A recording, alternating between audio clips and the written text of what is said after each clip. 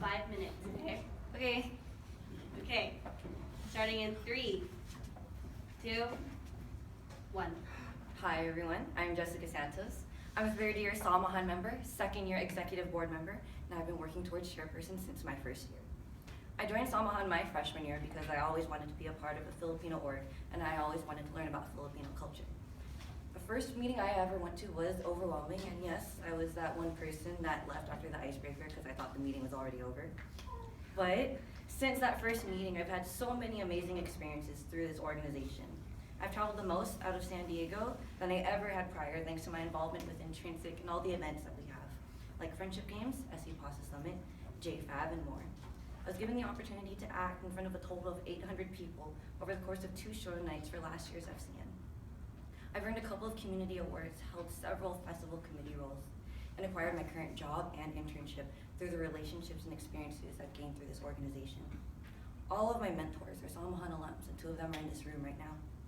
And the people that I call family are all around this room and throughout this campus. With all that being said, I think it's about time I give back to this organization everything it has given to me. My vision as chairperson for this upcoming year can be summed up as starting from within, Salmahan for all. What I mean by that is that I want to refocus AB Salmahan to serve and understand the needs of all of our members while still staying true to who we are as an organization. To do that, I want to bring us back to our roots. I'll spare you the entire word for word, but our purpose is to, quote, support educational enrichment and advancement through preserving and increasing the awareness of the Filipino and Phil-Am cultures. As the previous cultural affairs coordinator, I have that purpose statement burned in the forefront of my mind. Whenever we say that we have 4 pillars encompassed by culture, those things should be at the forefront of what we do, no questions asked. Doesn't necessarily mean creating more cultural events for the sake of just being more cultural or taking away things because they're not cultural. Promoting Filipino values is as simple as making sure everyone is greeted once they walk into the door at GPM, since Filipinos are known to be hospitable. Cultural awareness isn't always sitting down and listening to someone talk about Filipinos for 10 minutes. It's instilling the values and quirks of Filipino and Phil-Am culture into the way that we run the organization and our events. Filipino culture is where our sense of family comes from in the first place. When I say back to our roots, it does not only mean bringing culture back to the forefront. Back in the day, the campus and Filipino community of San Diego looked to us as the leaders and trailblazers. We were activists. For example, AB Salmahan spearheaded the charge for Filipino language classes at SDSU in fall 2004. We've all heard and done the unity clap so many times, but did you know that in 1973, AB Salmahan members went up to Delano and helped build a retirement village for those farm workers? Salmahan from before did everything with purpose, with meaning. They had things that they wanted to fight for, and I know that everyone in this room has a cause that they're passionate about. I pride myself in being a visionary and being a purpose-driven leader. As chairperson, I want to bring back that spirit of activism by focusing on bringing you all more meaningful membership. Through that, I want to focus more on 2 things. I want to bring committees back into eBoard and encourage membership. eBoard is not an event planning committee and should not be. And they should not be the only people truly doing things for the org. With that, I want to encourage committees from the very beginning of Salmahan to encourage membership and to encourage more inclusion. Second, I want to acknowledge and anticipate all the needs of all of our members. Obviously, we can't serve everyone, and not all of our events can serve every single member, but we have to acknowledge that we not only have first-time freshmen, we have transfers, graduating seniors, old school and second years. An example of how we can change our current programs is that we can expand our KA program to include alumni.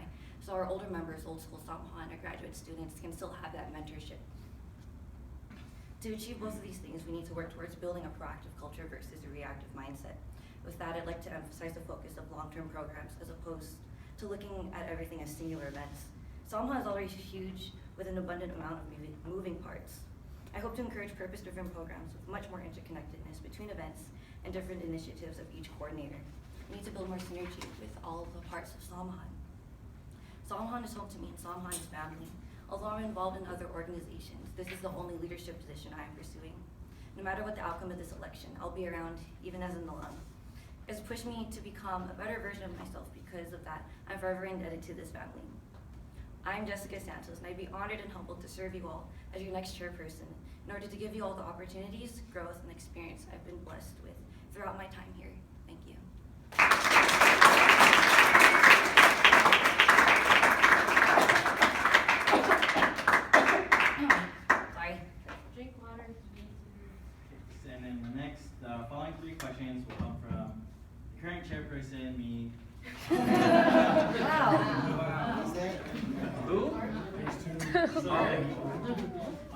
Your first question, be professional, guys. So the first question is, as students, we have many life roles that we play.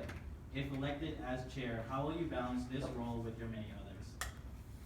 So as I mentioned, I'm so sorry, my voice is going away, but as I mentioned in my speech, most of you know I am involved in other organizations, but all of those elections have passed, and this is the only organization I chose to pursue a leadership role in, and that's because of everything Samahan has given to me. So with that being said, no matter what I end up being, Samahan is going to be the #1 org that I dedicate myself to.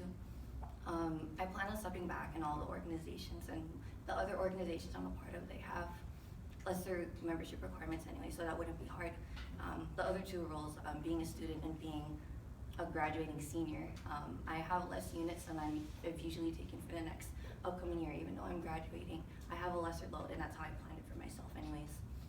And lastly, as a graduating senior, sorry.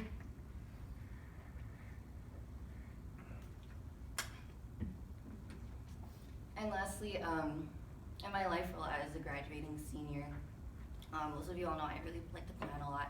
I already know like my plan, what I'm going to do, what time I'm going to apply for internships, and how to allocate my time. So, with that being said,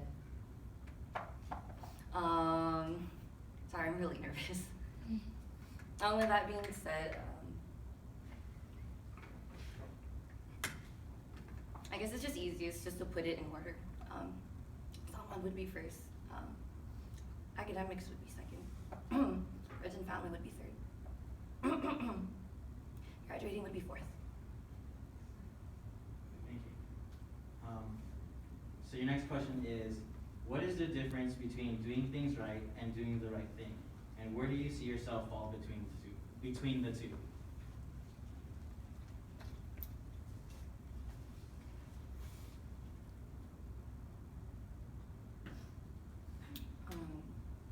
I think it depends how you look at it.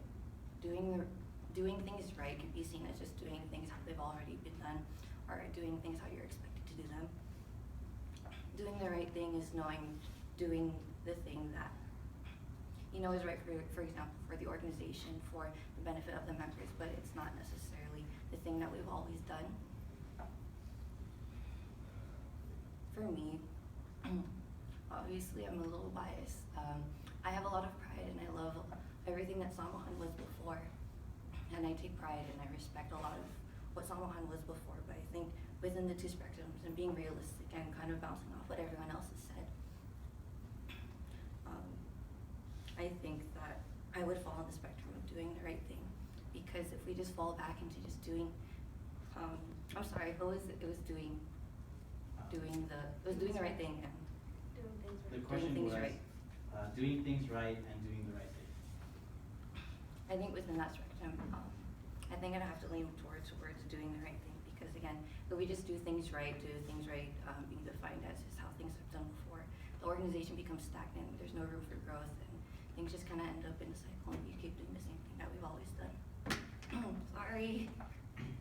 Okay, as long as the camera can hear you.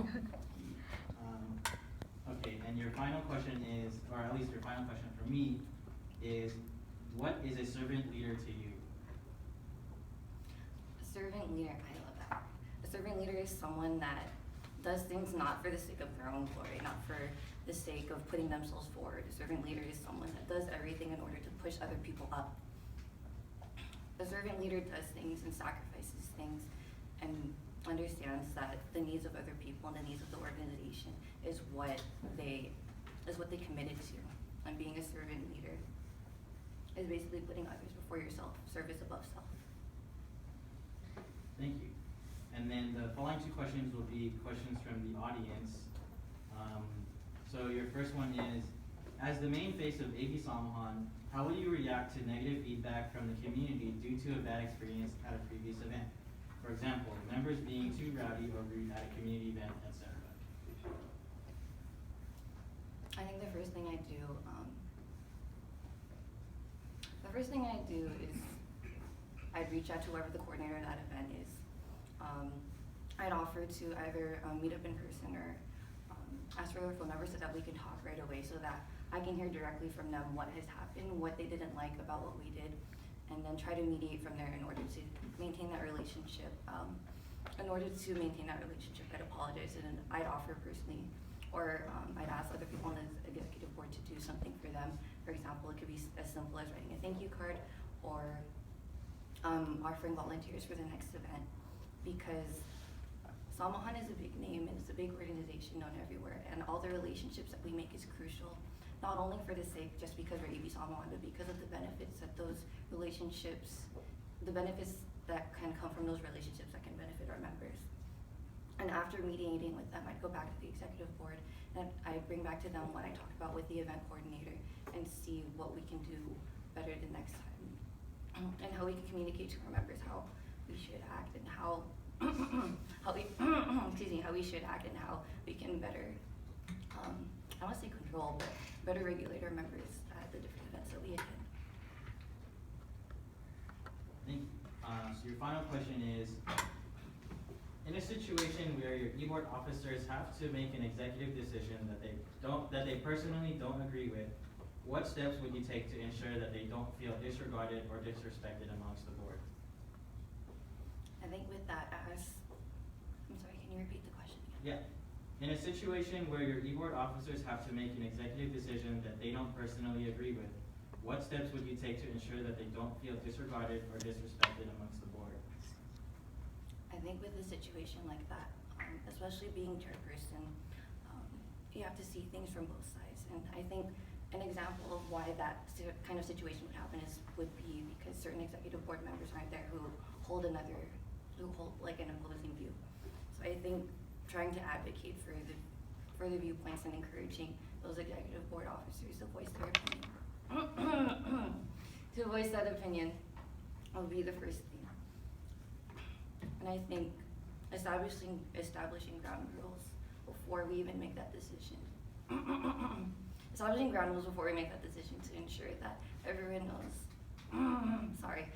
knows what they're able to say, and everyone is in a comfortable space so that they can give their own opinion. And if I notice that our conversation goes one-sided, or an executive board officer might not feel comfortable or too scared to share their own opinion, it's my obligation as chairperson to give that other perspective. So even if that or a group of executive board members aren't able to give that opinion, at the very least I can give that opinion for them, not to side, but to make the discussion more balanced and